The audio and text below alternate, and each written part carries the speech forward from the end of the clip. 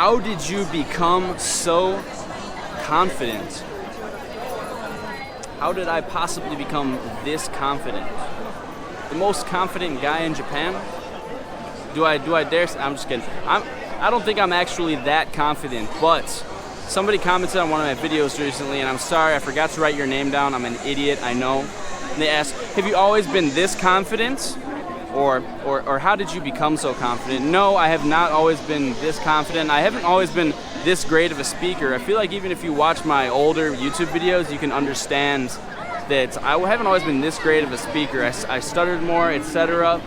But there definitely have been a few different life experiences that I have gone through that I would say definitely built my confidence. And you know, honestly, I've just done a lot of different shit. And I've done a lot of shit that people told me I couldn't do or I shouldn't do. And I just started doing it even though they said I couldn't do that or I shouldn't do that or I was going to fail. And I always just had this thought of like, if it's something that I want to do, I don't care if people think I'm going to be a loser, if people think it's dorky, if people think I can't do it. I want to prove those people wrong, and I want to do this shit because I want to do it. And so a lot of people go through like high school, and then they go directly into college, and then after college they go directly into a company where they work in an office job, and they just do that for their entire life, and they've never actually like seen the world.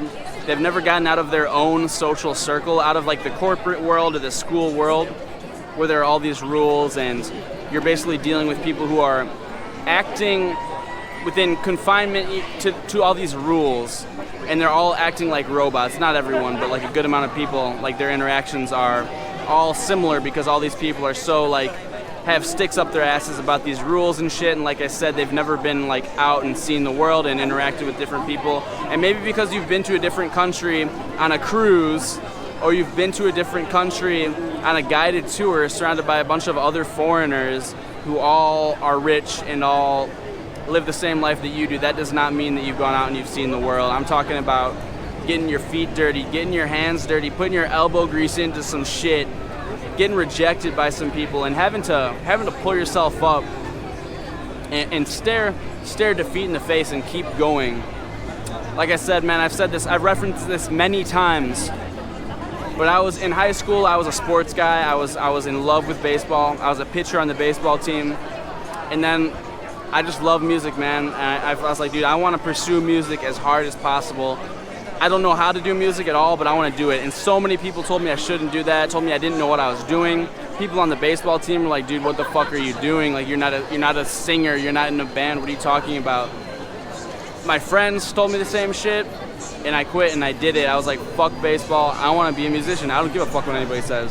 And I just did it, man. And that gave me confidence. And then also getting on stage in front of people, hundreds of people. Actually, the first show we played had like a lot of people there, like maybe 100 people there.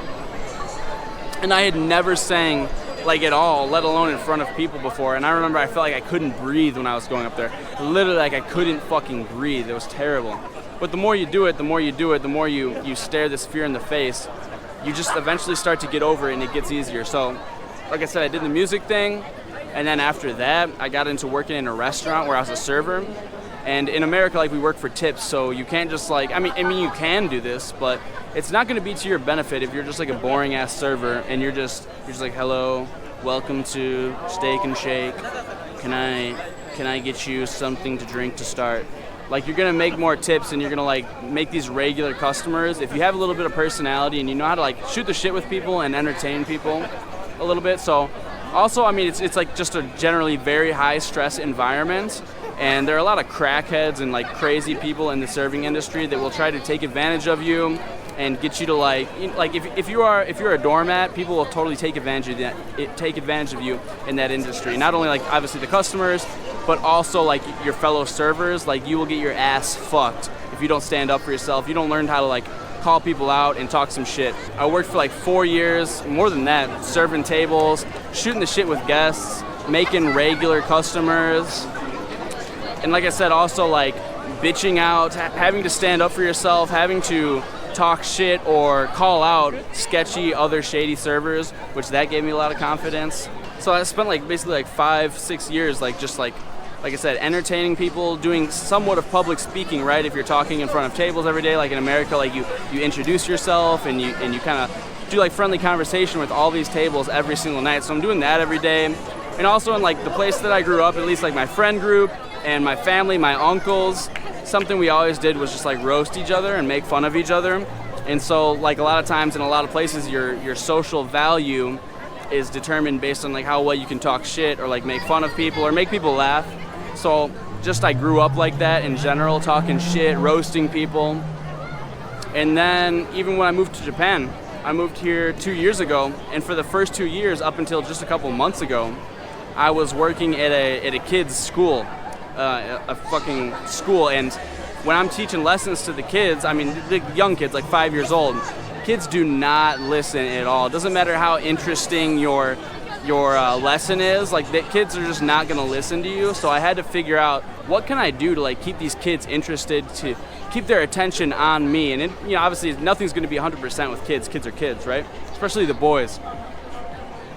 But I figured out little things just that I didn't even think of consciously, just things that I realized that I could do to keep their attention on me while I was giving a lesson or trying to explain what we're going to be doing for the day. And just in general, people always say this, but just have energy, use your hands, move around when you talk.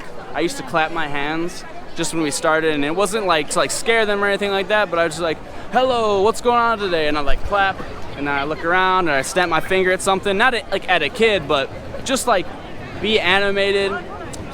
Talk with emotion, in genuine emotion. You don't have to fake it. Like if you feel something, people are so afraid to just like talk and really show how they feel about something. People will just sit there in front of the camera and they'll just talk like this, or in front of a classroom, and they're giving their class presentation, and they don't know how to just like, if you're passionate about something and you're giving a presentation to your class or something, dude, I'm sure you at least have some type of investment in it, even if it's not serious emotional investment. Like at least you worked on this project for like a week, so tell people about what you tell people. You know, make that fucking entire week of work that you did pay off in that presentation. Kind of going on a tangent here, but in my last class, I had a presentation at the end of the semester, and I never thought of myself as like an interesting speaker or a good public speaker or anything like that.